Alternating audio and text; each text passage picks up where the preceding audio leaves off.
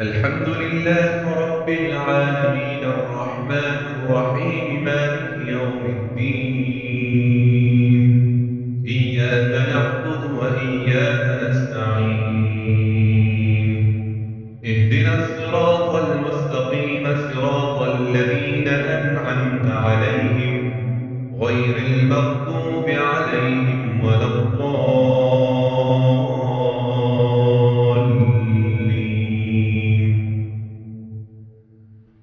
عما يتساءلون عن النبأ العظيم الذي هم فيه مختلفون كلا سيعلمون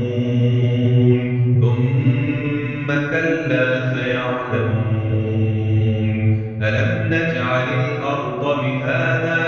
والجبال أوتادا وخلقناكم أزواجا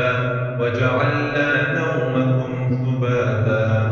وجعلنا الليل لباسا وجعلنا النهار معاشا وبنينا فوقكم سبعا شدادا وجعلنا سراجا وهاجا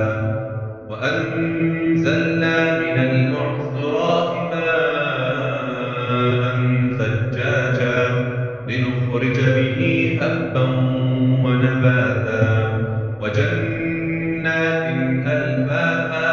إن يوم الفصل كان ميقاتا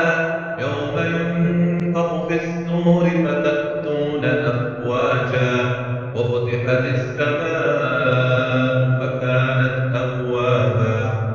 وسيرت الجبال فكانت سرابا إن جهنم كانت مرصادا للطاغين مآبا لابثين فيها أحقابا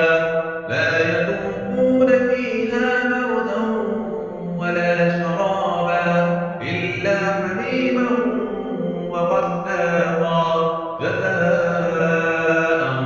وفاقا إنهم كانوا لا يرجون حسابا وكذبوا بآياتنا كذابا وكل شيء أحصيناه كتابا